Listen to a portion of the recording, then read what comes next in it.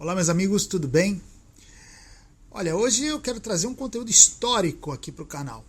Algo que eu fiz pouco em todos esses anos. Mas, como eu entendo que o conhecimento histórico é importante para a nossa formação intelectual e formação, desenvolvimento pessoal mesmo, porque conhecer a história é conhecer de alguma maneira nós mesmos, nossas raízes e a sociedade na qual estamos inseridos, então eu pretendo trazer mais conteúdos históricos para nós refletirmos, conhecermos e refletirmos. Eu tenho pouquíssimos conteúdos sobre história, então eu vou começar a trazer mais aqui no canal, tá bom? E para começar, hoje eu quero falar de um fato específico, que foi o pacto Ribbentrop-Molotov, que foi o pacto entre a Rússia e a Alemanha, que deu origem, que deu pontapé inicial para a Segunda Guerra Mundial. O que aconteceu? Veja, os comunistas viviam ali numa luta já de anos contra os fascistas. Os fascistas ali bem caracterizados pelo nazismo e por Hitler. Então havia um embate entre comunistas e nazistas muito forte. Para os comunistas, os nazistas eram inimigos claríssimos e para os nazistas os comunistas também eram, né?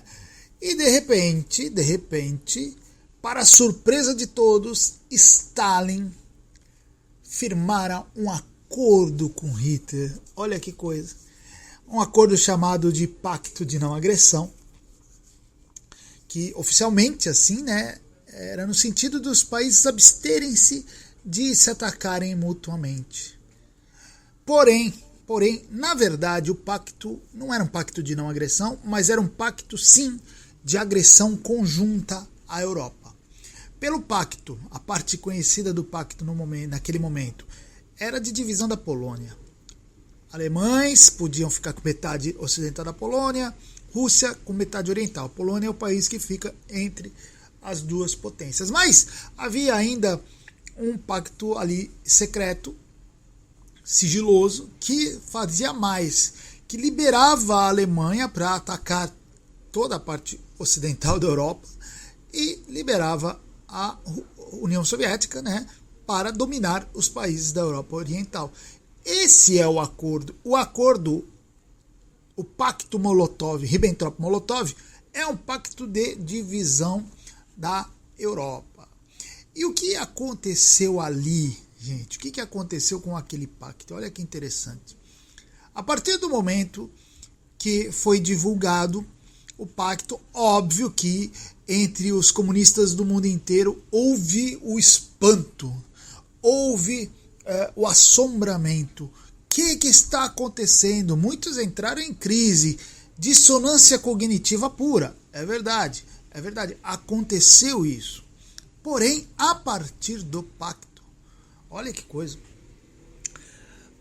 os países e os governos da Rússia, da União Soviética e da Alemanha começaram a bajular-se mutuamente ali, a um tratar o outro como, sabe, como se fossem dois grandes amigos, dois grandes irmãos.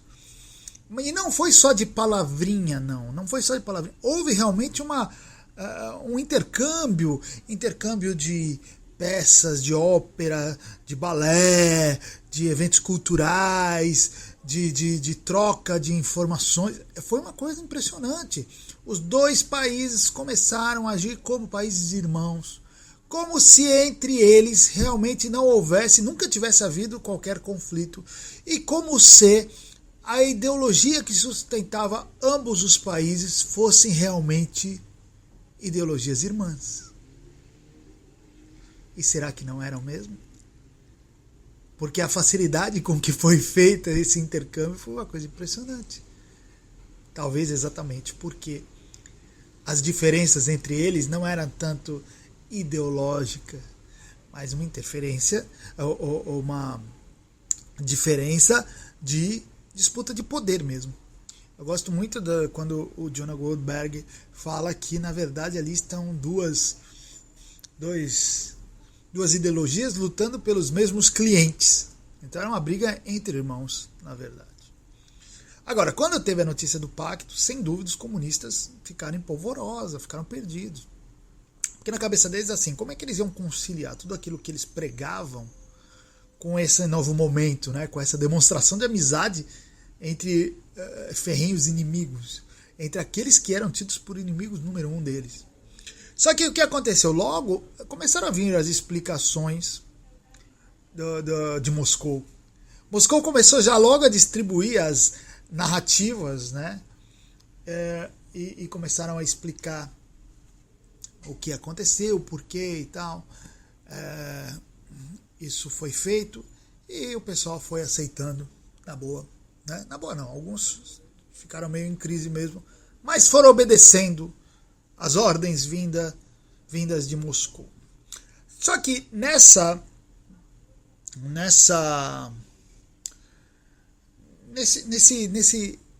ínterim, né, começam a aparecer as versões. Existiam as versões oficiais que nunca foram muito claras dos motivos de Stalin. Até hoje se discute muito quais foram os verdadeiros motivos.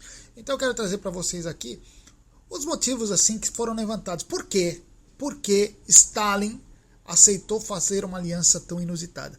Por Hitler é muito fácil entender a aliança dele. Ele queria segurar a Rússia e partir para cima da Europa. Tá bom. Hitler não tinha muito problema com fidelidades e com pactos que ele também descumpria, como descumpriu esse pacto depois com muita tranquilidade. Mas, assim, quais foram os motivos de Stalin? Bom, a primeira explicação que se dá é a explicação mais romântica, né? Que Stalin estava ali refletindo os ideais comunistas e teria agido em favor da paz. Porque o comunismo, para quem não sabe, o comunismo ele prega oficialmente, doutrinariamente, a paz. Né? Apesar de ter sido o responsável pela morte de milhões e milhões e milhões e centenas de milhões de pessoas no mundo só no século XX, ele prega a paz oficialmente. E como esse sempre foi o discurso dos comunistas contra guerras e tal, inclusive eles abandonaram a Primeira Guerra Mundial, então Stalin teria feito um pacto de não agressão com a Alemanha e estaria ali apenas colocando em prática aquilo que a sua ideologia pregava e ensinava. Ele estava botando apenas em prática a ideologia comunista. Ora, mas isso seria crível não fosse o pacto secreto que eu trouxe aqui para vocês. Porque havia um pacto não só de divisão da Polônia, que já é um absurdo, né, para quem prega a paz, mas havia um pacto de divisão da Europa, que no final das contas foi colocado em prática pela União Soviética, mesmo com a derrocada da Alemanha nazista. Porque depois da Segunda Guerra, a União Soviética ficou com metade da Europa para ela. Os países do leste europeu todos se tornaram satélites de Moscou. Então essa historinha de que Stalin estava trabalhando para a paz é historinha para boi dormir mesmo. Ainda mais Stalin, né, gente? Que a gente sabe que um homem como ele, a paz não era muito do seu feitio. Que digam os marechais, o pessoal do partido, os 30 mil aproximadamente integrantes do Partido Comunista Soviético que foram expurgados por Stalin, mortos por Stalin no grande terror implantado por ele. Olha, um homem como Stalin não trabalharia pela paz, a não ser que a paz fosse útil de alguma maneira, mas não uma paz ideológica, jamais. Então essa versão aí é furada. Existe uma segunda versão que é mais realista. Né? Por essa segunda versão, o objetivo do Stalin era manter Hitler ocupado em uma guerra com as democracias ocidentais. Porque ele sabia que, ao invadir a Polônia, a Inglaterra e a França viriam em defesa da Polônia e isso ia deflagrar uma guerra entre eles. Só que assim, a gente para pensar, será que Stalin tinha tanta convicção disso? Será que Stalin tinha tanta convicção de que realmente isso ia acontecer? Porque a Inglaterra e a França já tinham falhado tanto na defesa da Áustria como na defesa da Espanha. Já tinha entregue a Tchecoslováquia para a Alemanha. no Acordo de Munique, vergonhoso. Então, assim, quem garante que Inglaterra e França iriam em defesa da Polônia? Nada podia garantir isso. Até o Hitler tinha ali uma certa convicção de que eles não fariam isso.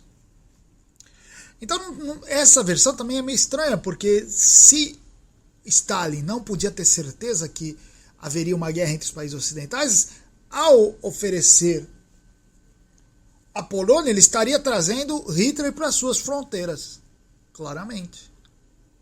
Entendeu?